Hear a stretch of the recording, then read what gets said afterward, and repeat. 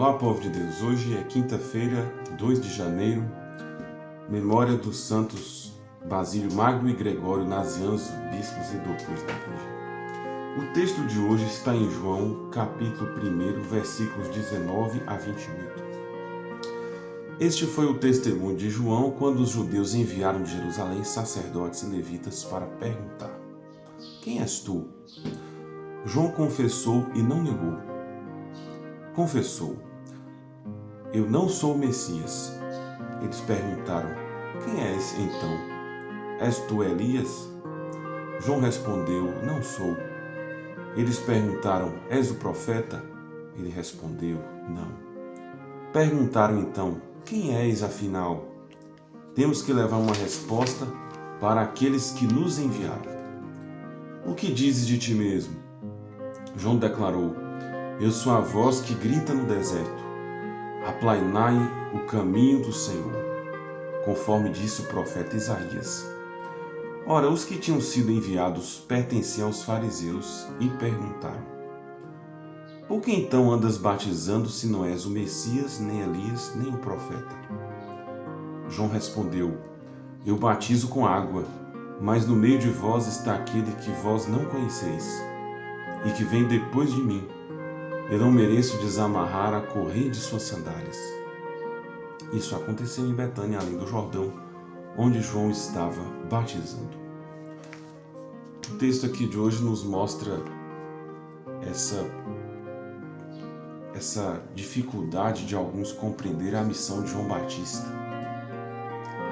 João Batista é uma figura decisiva aqui na história da salvação. É uma dobradiça entre Antigo e Novo Testamento. E aqui queriam saber um pouco mais da identidade de João. Quem era João? Era o Messias? Era um profeta? Era um mensageiro qualquer? Era um membro de algum Messias que surgiu, né? Havia também alguns pseudo-messias. Então, quem era João? Então, João, ele faz questão de deixar claro também que a sua missão, ela já foi cumprida. Né? Eles colocam aqui, ele se apresenta como uma espécie de serviçal, aquele que não é digno de desamarrar a correia das sandálias. Era um gesto de serviço. Né? Então João entende que ele está abaixo do serviçal. Ele era uma luz, ele é um portador de uma mensagem. Ele tentou preparar os homens daquele tempo para que eles pudessem assimilar e compreender que o Messias iria chegar, e chegou plenamente em Jesus de Nazaré. Uma lição interessante que a gente pode tirar aqui desse texto é que João ele sabe muito bem qual é o seu lugar na história da salvação. Ele cumpre a sua missão, ele sabe qual é o seu papel. Ele não quis para si um lugar que não era o dele. Não foi alguém que usou um lugar que não era seu, galgar um espaço que não era seu. Usufruir de uma fama,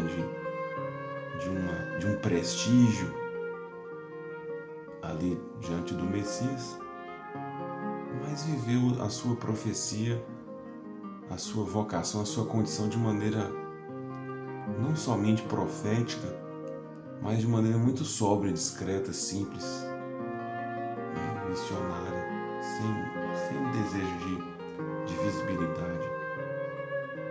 Então isso é próprio de quem conhece a sua própria história, assume o chamado que lhe foi feito, e alguém que abraça a missão com espírito de fé, sabendo que o Messias, o centro da mensagem, seria o Salvador.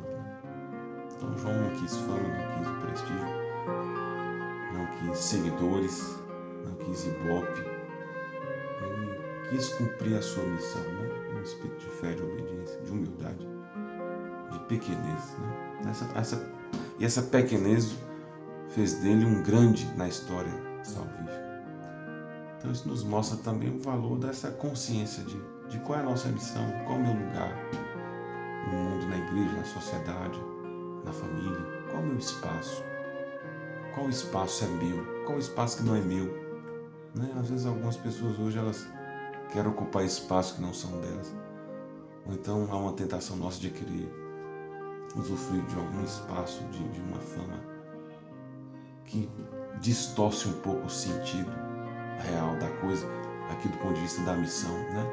João recebeu a missão de ser um porta-voz, cumpriu esse papel. João soube fazer essa transição, essa passagem, né? Cumpriu o seu papel, pronto, agora a voz que irá educar o povo de Deus, ela chegou. Minha missão foi cumprida.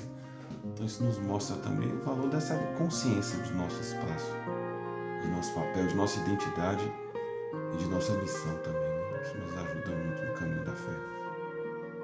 O João era aquele que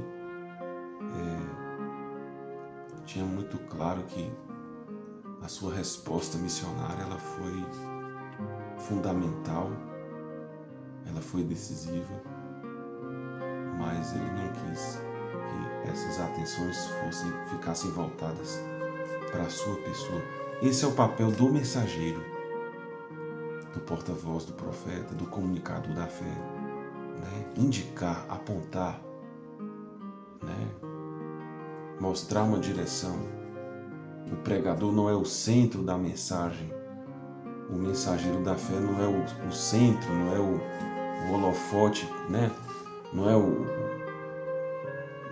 aquele que os olhares devem estar ali plenamente direcionados, né? O mensageiro é aquele que aponta para algo maior. Esse é o papel dos comunicadores da fé, dos evangelizadores, todos aqueles que se colocam nessa condição de comunicar a fé, né? Então foi assim com João que sirva de inspiração para todos aqueles que se apresentam, se colocam também na condição de mensageiros, saber qual o seu lugar, qual a sua missão, né? A sua função real, o seu papel, e nunca querer um espaço que não é o seu, né? Se você gostou, deixe o seu like, o seu joinha, escreva nos comentários, compartilhe com sua família, seus amigos, e tenha um dia cheio da força e do amor de Deus.